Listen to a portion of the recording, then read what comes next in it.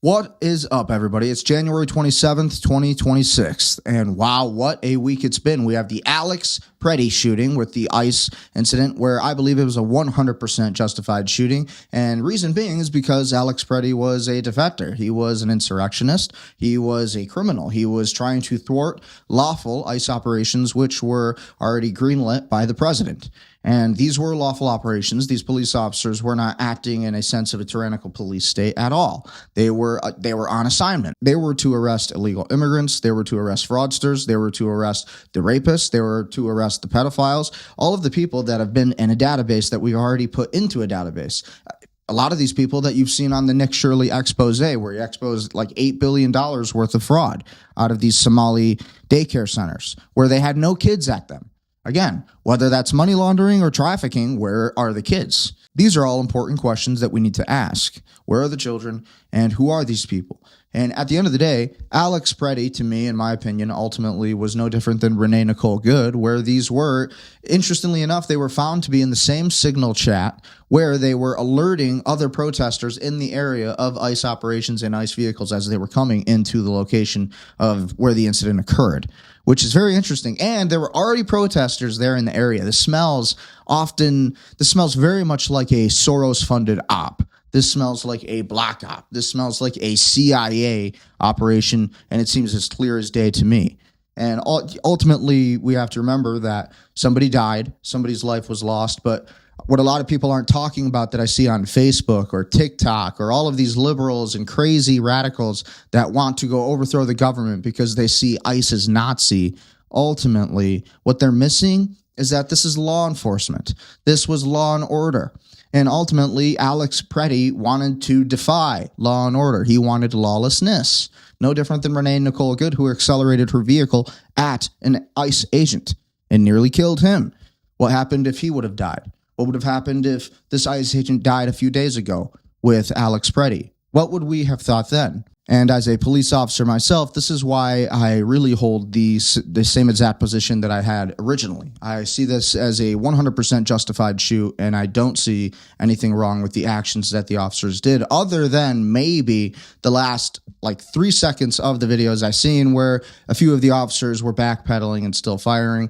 But it also seemed to be shock and awe. This was a tragic accident, ultimately, when you look over everything. Alex Pretti, he was there because he didn't want to protest. He didn't want to have a picket sign out there. He wanted to cause disorder, and he wanted to dox these ICE agents. He wanted to find out where they live. Okay, and so you have to understand that these officers don't know that. So this person basically obstructed a lawful arrest that was being made on a woman in that area, and he was stopping them from doing that. And then he even squared up with them. So it's important to note, a lot of these incidents that we're seeing, this is the result of no law and order. This is the result of people who don't respect law and order. This is the result of individuals who believe that there should be lawlessness. And so when this exists in a society, you cannot have a strong, developed society. So this is why it must be honestly crushed. And I believe that Donald Trump must invoke the Insurrection Act for the greater good of the public, because these people are dangerous. An ICE officer's finger was bitten off. So that's something to think about, and nobody's talking about that. Ultimately, what's even crazier is that Alex Pretti's gun is the gun that went off first. He was disarmed by ICE Agent A.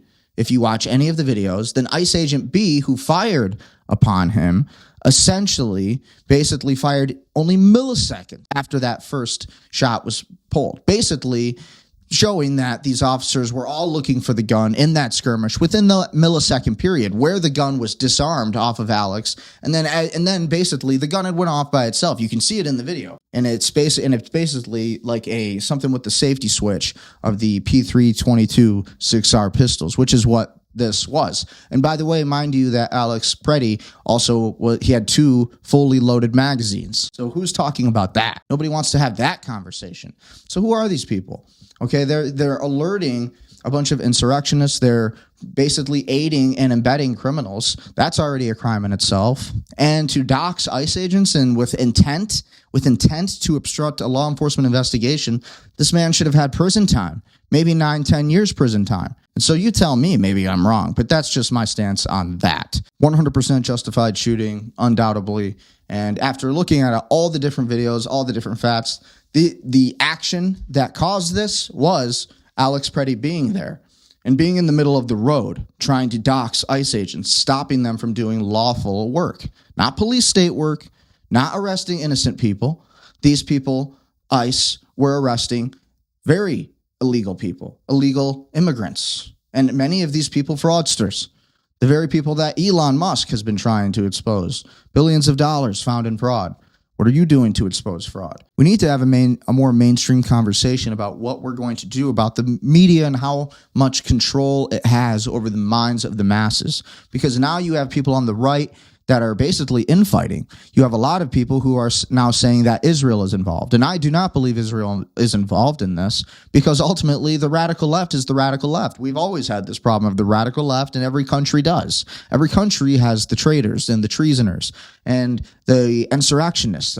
Every country has counterinsurgents. Every country has communists and Marxists and Leninists and Jews, okay? Every country has these things. Every country has Sharia law agents of chaos waiting to spark any kind of disorder. And this exists. This is the real world you live in. This is beyond the propaganda. When you look beyond the propaganda, things begin to make more sense. And I say this again as a former police officer. I've been trained, and the academies that I've went to, the training that I've done, and the officers that I've met, some of the work that I've gotten to do, and I have some very interesting work I've gotten to do also. So I have experience working with a lot of these different kinds of people and these different psychographics of people, and analyzing these kind of people and a lot of the work that I did in law enforcement. And now I take this to you just because I see it as so important to talk about, my experience as a cop based on what I see online. The dynamics of social media seem to be completely shifting the tides, whether it's simulation or not. We are in some kind of simulation theory where you are more influential and heroic in some ways as a cop if you're out there telling people your story and how you've actually achieved what you've achieved and how you can change the world and be the solution to those problems. And I think if you're thinking that way, forward thinking as police officers, we should think like that. We should have opinions. How come politicians get to have political opinions? How come us police officers cannot have political opinions? We're supposed to be so-called neutral. But shouldn't you know who your government officials are? Even if they're just police officers, especially if they're police officers, especially if they're carrying a gun that could be in your house, they're in your jurisdiction serving you. And so I always ask these questions because unconventionally, this is the wiser way to think. How come there's so many things we could change about law enforcement today. There's so many different things. And if we have the right people in place doing it, we can never allow ourselves to become like Minneapolis, Minnesota, where all of these things are happening. So you guys tell me what you think. Is this a good shoot or a bad shoot based on all of the video evidence that you've seen? Check out this other video I made, the original video I made, where I analyze and break down the actual videos. This is just commentary in today's video, but I wanted to get your take on it, and I wanted to give my fresh and updated opinion on what I believed.